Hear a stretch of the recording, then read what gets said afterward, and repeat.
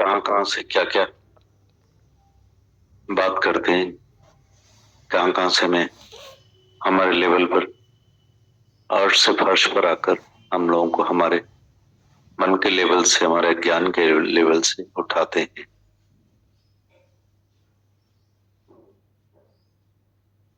ऐसे महावाक्य, ऐसे सच्ची समझ, ऐसे सच्ची धरती मिली है हमको, ऐसे सच्चा साकार गुरु आपके रूप में, ऐसा जो हम लोगों को मिला है, जिनकी बदौलत ये सब दौलत हम कमा पाते हैं।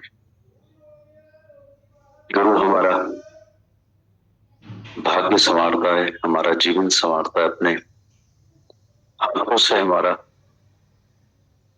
न सिर्फ वर्तमान बल्कि हमारा भविष्य भी संवारता है। हमारी सब इनसिक्योरिटी जो हम मन की वजह से, ज्ञान की वजह से, अपने अल्पमत की समझ से, अपने इंटरप्रिटेशंस करके जीवन जीते थे,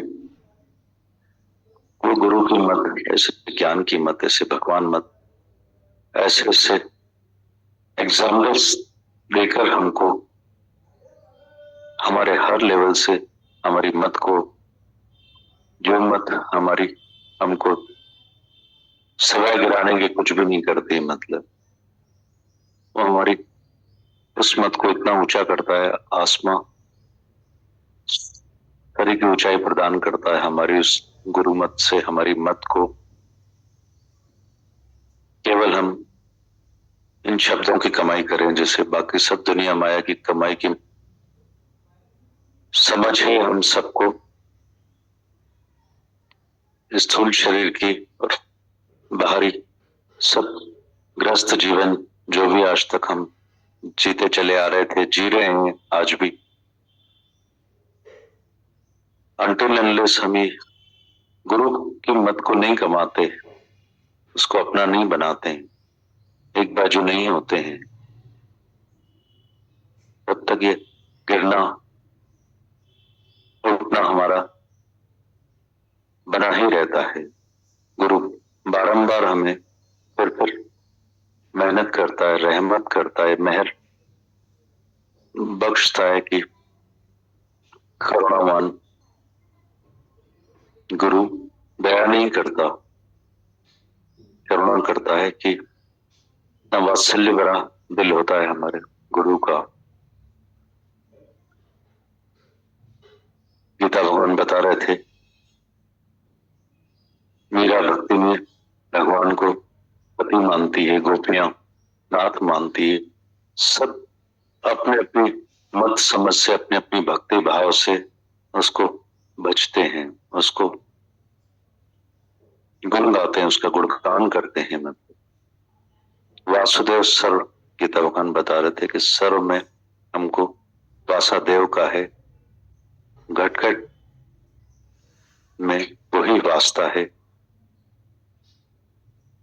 हर किसी में अपना आप देखने की समझ रमझ हमको केवल नहीं मिलती है। गुरु बार बार हमको उसी प्रैक्टिस में ही लाना चाहता है।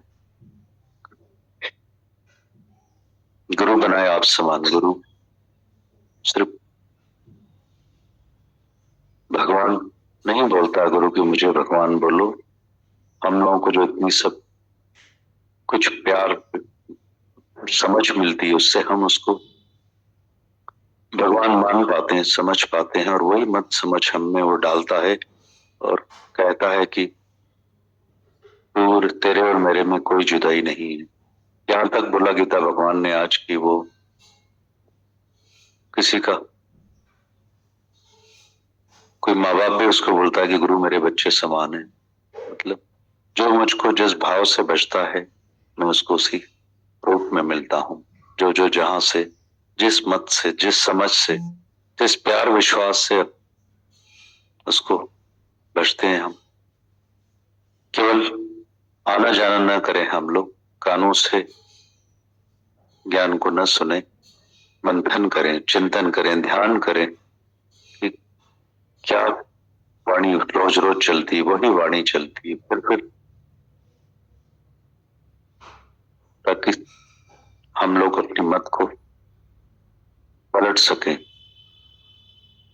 सुनत कहत रहत गत पावें।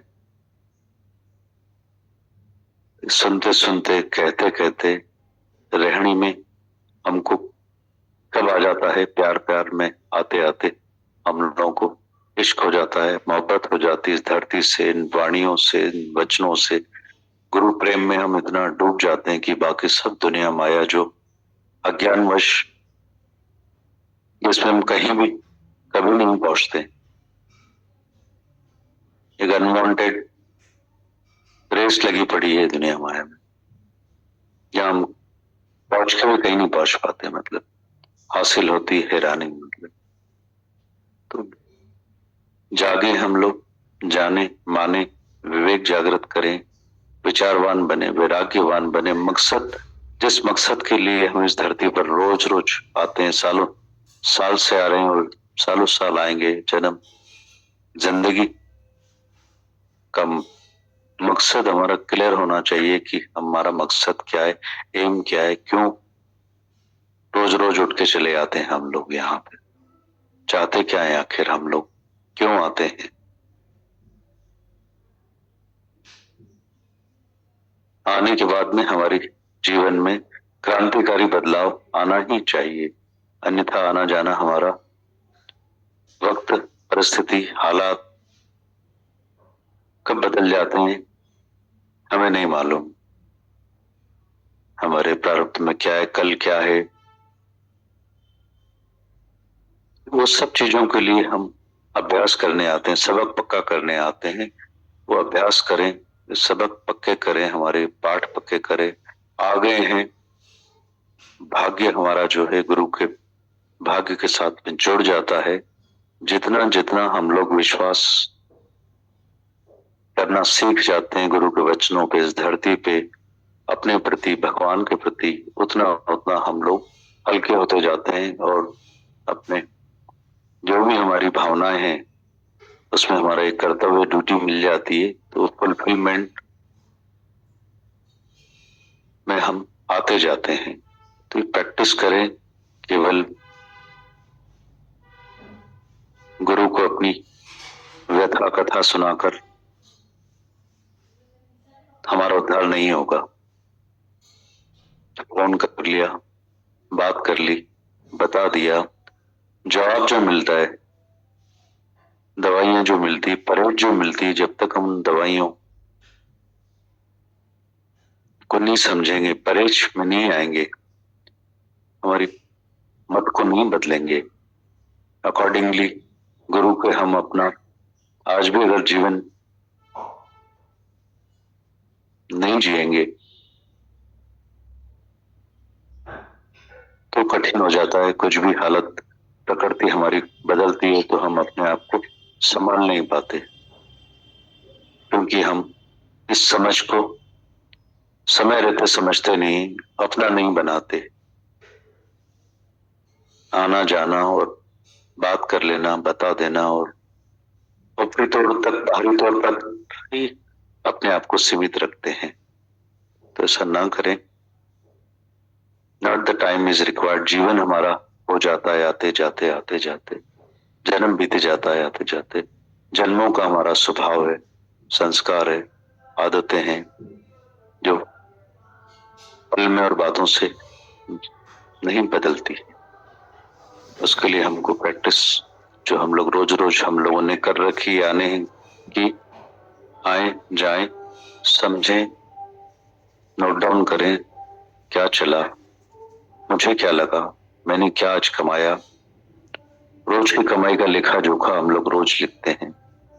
आज मेरा दिन भर किस पॉइंट पे रहना है, कहाँ था मैं कल, कहाँ हूं। अपनी, जब तक हम लोग बैलेंस शीट नहीं बनाएंगे, अपने आप से सवाल जवाब नहीं करेंगे, और जो भी सवाल जवाब करते हैं उनके जो भी उत्तर यहाँ हम लोगों को मिलते हैं रोज वाणी में, हमको हमारी सब बातों के सब तरह के, सब तरफ से जवाब मिलते हैं। केवल उस पर अपनी साइन करने की देर है, उसको अपना हमको बनाने की देर होती है। गुरु वाक्यम सत्कर्म करने में हमको जीवन लग जाता है। तो नाम कमाई करें, बाकी सब तो कमाइयां हम लोगों की प्रारब्ध अनुसार हो चुकी, हो रही हैं, होती रहेंगी। बाकी ये जो मकसद हमारे सबका रोज आने जाने का नियम है, धर्म है, हम लोगों को इतना अच्छा लगता है। धरती का ये वातावरण, शुद्धता, ये प्योरिटी, जो धरती दादा भगवान की सालों साल से जो मेहनत हो रही है इस धरती पर, दादा भगवान की गुरु की धरती पर यज्ञ चल रहा है, महायज्ञ चल रहा है। यहाँ पे हम हमारे मन ज्ञान की आहुति देते जाएं और प्योर पाक पवित्र हम होते जाएं। गुरु की मेहनत को, उनकी श्वासों की कदर करें, सफल करें अपने, उनकी मेहनत को, उनकी रहमत को, अपने आने जाने को, अपनी मत को बदलें। आज नहीं तो कल हमें ये सब चीजों को समझना ही पड़ता है, आना ही पड़ता है। जितना जल्दी हम जाग जाते हैं, जान जाते हैं, पलट जाते हैं, एक बाजू हो जाते हैं, ठूठियों से न गवाएं इन सब अनमोल ये मोती वचन जो भी हमको यहाँ कमाने को मिल रहे हैं। वक्त अनुकूल होते हुए हमें सब ये हमारे आनंद के, सुकून के, शांति के, जीवन मुक्ति के सभी शब्दों का, सभी वचनों का संग्रह कर लेना चाहिए। बेहद शुक्राने हमें साकार गुरु के, हमारे पिता भगवान, दादा भगवान, माता भगवान, सारी संगत के अनंत शुक्राने। संत बड़े कोमल और निर्मल हृदय के होते हैं। उनके अंदर नम्रता, करुणा, सहनशीलता कूट कूट कर भरी होती है विधि। उनको कई बार दुनिया में विरोध का सामना भी करना पड़ता है, मगर चूंकि वो सच के रास्ते पर होते हैं इसलिए उनके कदम कभी भी डगमगाते नहीं हैं। हमारे दादा भगवान भी ऐसे ही थे। दादा भगवान के अंदर एक अलौकिक खुदाई निर्भयता थी।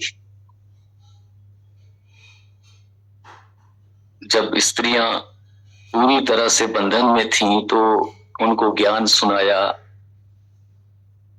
अनेकों रुकावटों के बावजूद, लोगों के विरोध के बावजूद वो स्त्री उद्धार में लगे रहे। मढ़ी मंदिर में तो साधारण सत्संग होता है, लेकिन भगवान ने अपना ज्ञान बाग, बागीचों, तालाब और समुद्र के किनारों पर शुरू किया और जान हथेली पर रखकर निर्भयता से स्त्री उद्धार में लगे रहे। इनकी खासी निंदा भी होती थी। जब लक्ष्मी भगवान इनको मिले तो पूरे दादा भगवान के साथ रहकर ज्ञान यज्ञ चलाते रहे। दादा भगवान को भगवान के रूप में लक्ष्मी दादा ने प्रकट किया था। एक दिन दादा भगवान को किसी ने कहा, भगवान, लोग कहते हैं कि हम आपको आग लगाकर जला देंगे, क्योंकि आपका ये ज्ञान जो भी सुनता है उसको वैराग्य आ जाता है, और ये वैराग्य जो है वो लोगों को अच्छा नहीं लगता। इसीलिए वो कहते हैं कि हम आपको आग लगाकर जला देंगे। दादा भगवान ने कहा, आग मेरा क्या करेगी, मैंने तो लोहे की ड्रेस पहन रखी है। सच का नारा लगाते चलो, डरो नहीं। डर वहां है जहां पर सच नहीं है, जहां झूठ है वहां पर डर है। एक बार बगीचे में सत्संग कर रहे थे तो एक आदमी ने गुस्से में आकर इनके ऊपर मिट्टी का भारी गमला फेंक दिया, परंतु किसी को चोट नहीं आई। कितने लोग धमकियां देते थे कि दादा नीचे उतरेंगे तो हम इनको शूट कर देंगे, परंतु दादा भगवान बेपरवाह होकर सत्संग करते रहे। किसी को भी इनके आगे बोलने की जरूरत नहीं होती थी, बोलने की हिम्मत नहीं होती थी। पीठ पीछे बहुत शोर मचाते थे। एक बार दादा भगवान पुणे में थे, तो जैसे ही सत्संग से निकले तो एक आदमी ने छाते से भगवान को मारना चाहा, परंतु लक्ष्मी भगवान ने उसको कॉलर से पकड़ लिया। भगवान को छाता नहीं लगा। शोर हो जाने पर बात पुलिस तक पहुंच गई। उस आदमी को इसलिए गुस्सा था क्योंकि उसकी लड़की ज्ञान सुनने आती थी। वो वैराग्य में रहती थी और कहती थी कि मैं शादी नहीं करूंगी। जब पुलिस ने उस आदमी से पूछा तुम्हारी लड़की की उम्र कितनी है, तो उसने कहा कि उसकी उम्र 22 बरस की है। पुलिस ने कहा कि वो लड़की अब बड़ी है, अपना भला बुरा सोचने की खुद हकदार है, वो आपे ही सोचेगी, तुम उसके लिए क्यों सोचते हो। इस वाक़े के बाद वो आदमी बहुत बीमार पड़ गया। उसका लड़का भी बड़ा हो गया था, उसकी भी शादी नहीं हो रही थी। फिर उसने दादा भगवान से माफी मांगी और उनको घर पर बुलाकर सत्संग करवाया। तब वो जाकर ठीक हो गया और लड़की की शादी भी कुछ दिनों के बाद हो गई। मतलब कितनी भी तकलीफें, कितनी भी रुकावटें दादा भगवान के रास्ते में आई, मगर भगवान बेपरवाह बादशाह होकर निष्काम कर्म करते रहे, निर्भय थे। इसीलिए किसी को अपनाने के लिए तीखा भी बोलते थे, गाली भी देते थे, ताकि उसके अंदर का रोग सारा का सारा निकल जाए। जैसे डॉक्टर को मरीज के अंदर का रोग निकालने में कितनी मेहनत करनी पड़ती है, कितनी हिम्मत की जरूरत होती है। सर्जन ही ऑपरेशन कर सकता है, साधारण डॉक्टर नहीं कर सकता। इसी तरह से साधारण मनुष्य या साधु संत गाली नहीं दे सकते, उनको डर लगता है। ब्रह्म ज्ञानी ही गाली देकर मन की मौत करता है, शुद्ध अशुद्ध से ऊपर करके सच्चे ब्रह्म में टिकाता है।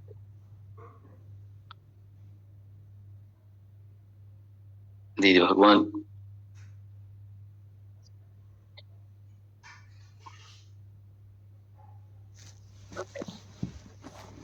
अभी जैसे गीता भगवान बता रहे थे कि सच्चा संत जो है ना, वो सब में भगवान देखता है, जड़ में, चेतन में।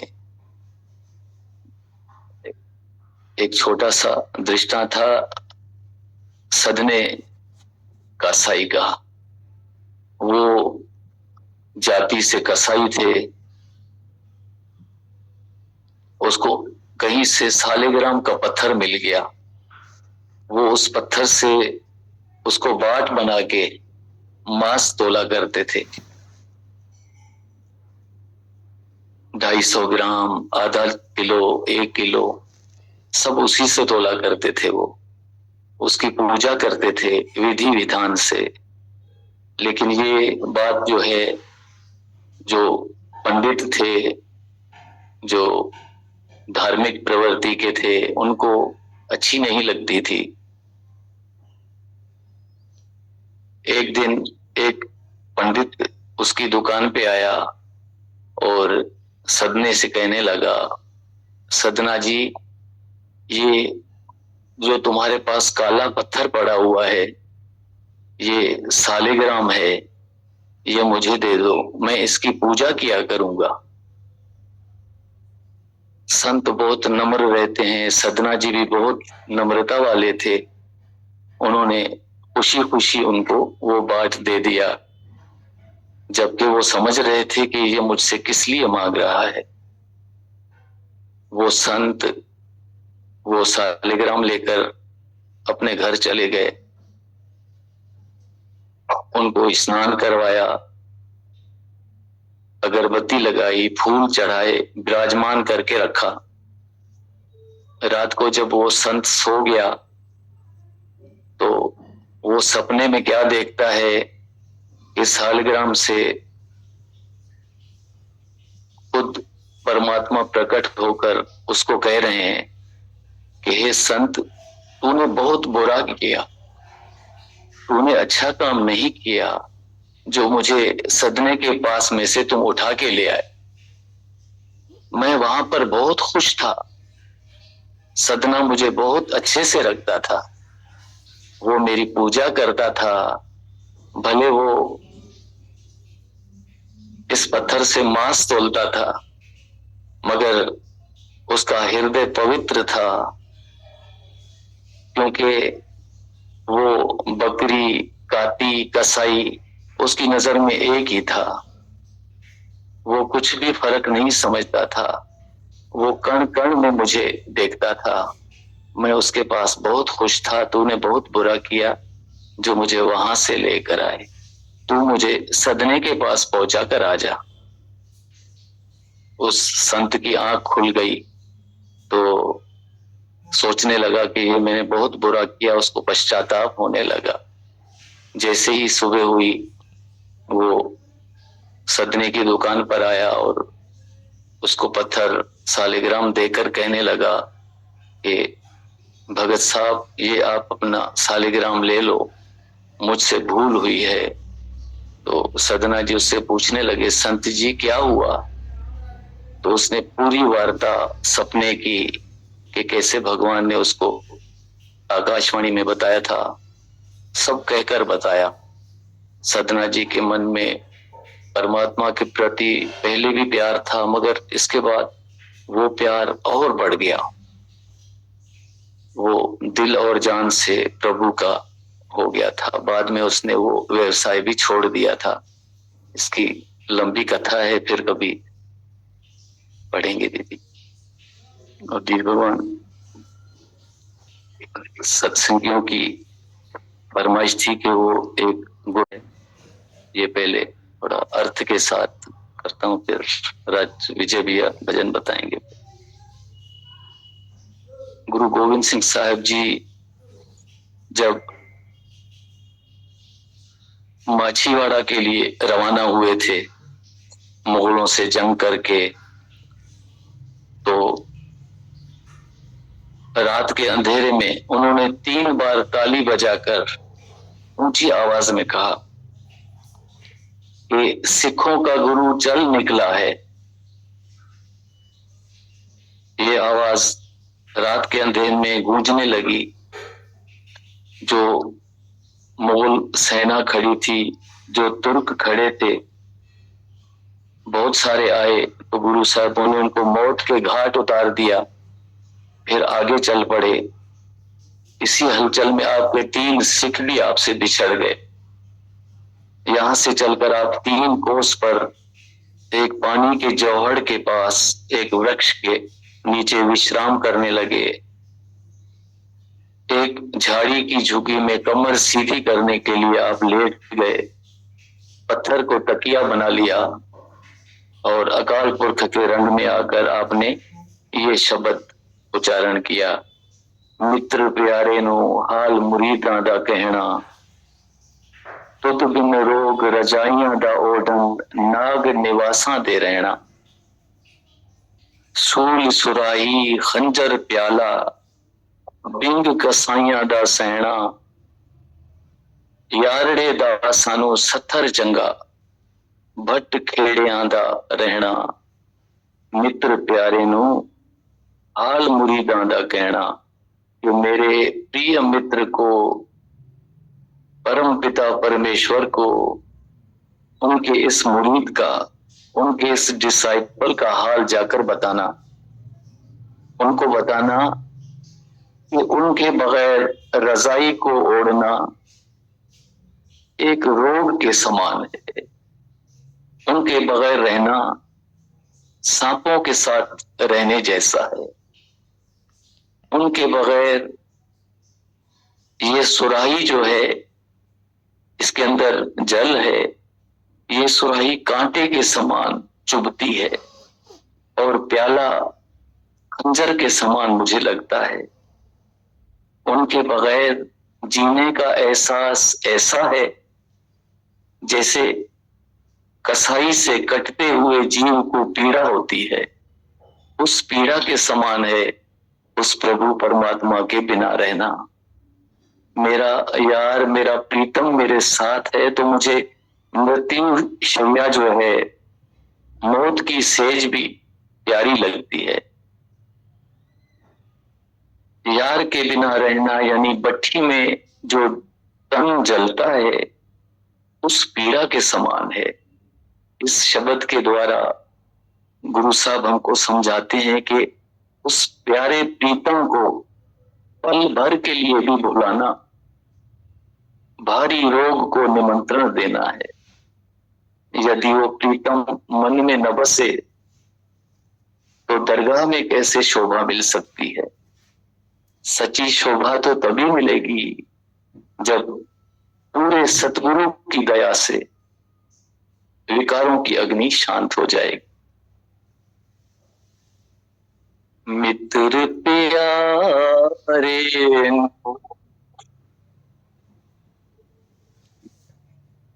मित्र प्यारे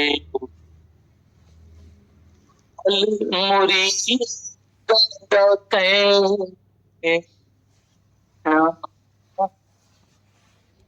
ओडन नाद निवासा दे रेणा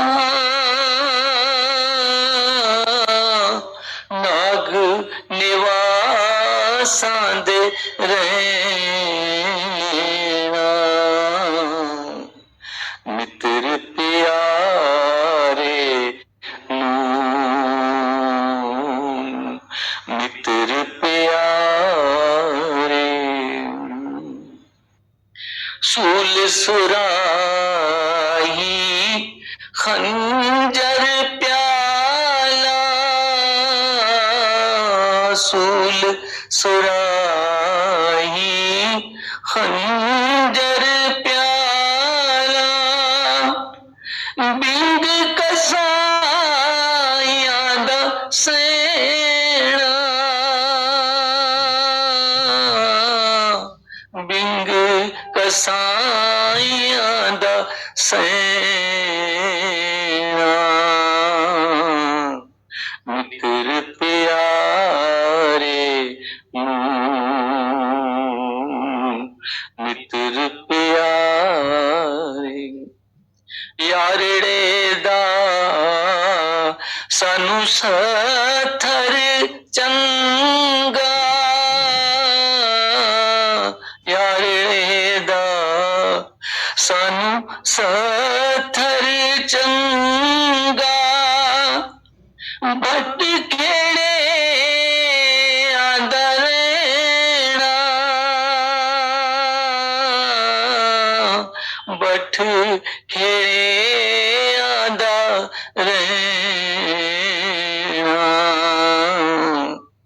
मित्र प्यारे नू